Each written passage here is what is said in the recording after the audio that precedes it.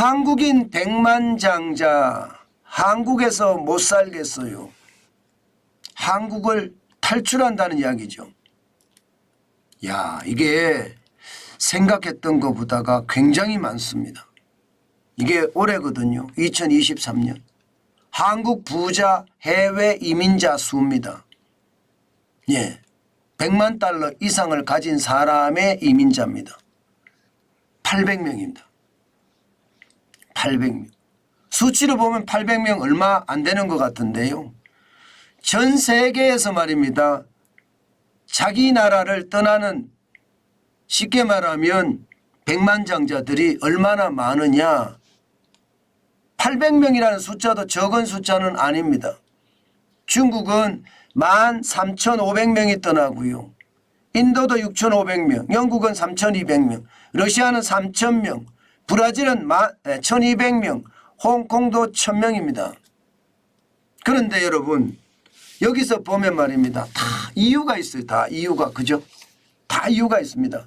중국은 중국 시진핑 국가주석이 공동부유라는 것을 내세우면서 재산이 뺏길까 봐 미리 말입니다. 도망을 간다. 이렇게 생각할 수가 있습니다. 한 달에 빠져나가는 돈만 어마어마하다고 이야기하니까요. 예, 여기다가 영국 같은 경우는 예, 유럽연합에서 영국이 탈퇴를 하는 것, 블랙시트를 단행을 했잖아요. 그 영향으로 많이 빠진다 이렇게 볼 수가 있고요. 러시아도 마찬가지입니다.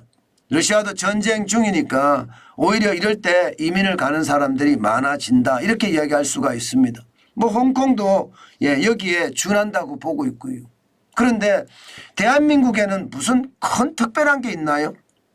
인도만 하더라도 계급사회니까 탈출하는 사람이 많다고 이야기하지만 대한민국은 특별한 이슈가 없습니다. 특별한 이슈가 없어요. 그런데도 말입니다. 800명이 탈출을 한다. 이것은 굉장히 심각합니다. 게다가 말입니다. 여러분 인구 5천만 대비 예 800명이라는 숫자는 결코 여러분 낮은 숫자가 아닙니다. 이것을 인구 대비로 따져보면 해외 이민율이 대한민국이 1등입니다. 대한민국. 실제로 한번 보실래요? 5천만이 800명이잖아요. 인구가 중국처럼 10억이 된다 그러면요. 16,000명입니다. 실질적으로 중국은 13,500명이잖아요. 거기에 비하면 대한민국은 어마어마하죠. 800명이 탈출을 한다고 이야기는 하지만 사실은요. 예, 지금 해외로 탈출하는 한국인들이 전 세계 1등이라는 거예요. 야, 충격적이지 않으세요, 여러분? 그만큼 말입니다. 대한민국에서 사는 게 피곤하다는 겁니다. 피곤하다. 전문가들은요. 실제로 분석을 해봅니다. 이게 왜 이렇게 한국 부자들이 한국을 탈출하느냐. 문재인 정부 때도 많이 탈출을 했는데 지금 윤석열 정부 때도 지금 많이 탈출을 한다. 이렇게 얘기할 수 있는 거잖아요. 기본적으로는 여러분 세금 때문입니다. 세금 때문에 보실래요? 실제 내 재산이 40억이다. 그러면요. 상속세가 10억 정도 나옵니다. 뭐 이것저것 다 빼면 한 10억 정도 나올 겁니다. 그런데 캐나다나 미국으로 이주를 하면 상속세 제로입니다. 상속세 제로. 그러면 여러분, 예, 여러분 같으면 어떻게 하겠습니까? 외국 노라를 말을 들어가면서 해외 이주를 신청을 해서 해외 이주를 하고 난 다음에 한국에 눌러 살겠습니까? 아니면 그냥 40억 재산 중에 10억 상속세를 내시겠습니까? 아마 어느 사람이라도 이게 10억이라는 돈을 생각을 하면요. 예, 쉽게 생각하기가 쉽지 않습니다.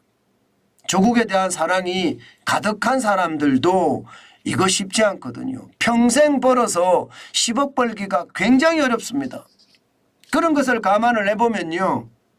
예, 한국에서 저는 예, 외국으로 떠나는 사람들이 많은 이유 충분히 생각할 수 있을 것 같습니다. 상속세가 워낙 셉니다. 우리나라는.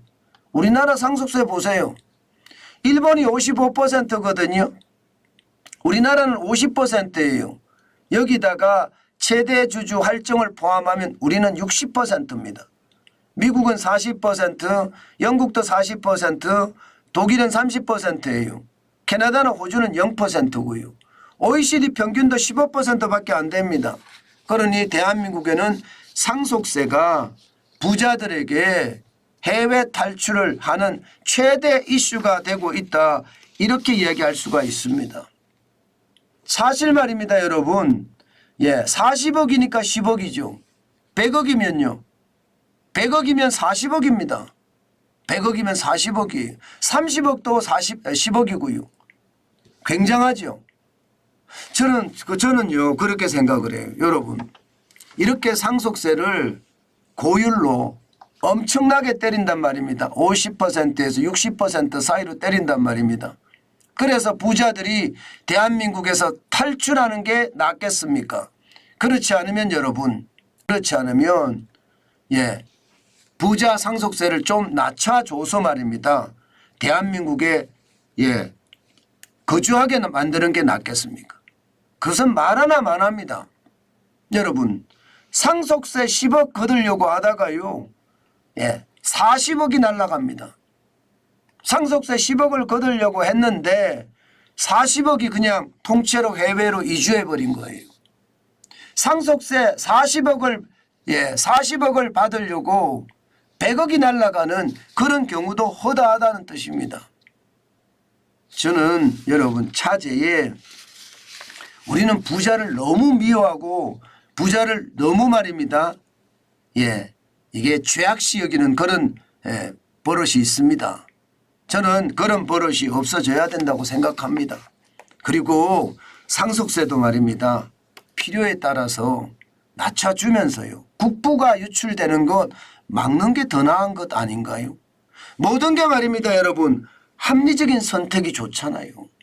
객관적인 생각이 좋잖아요.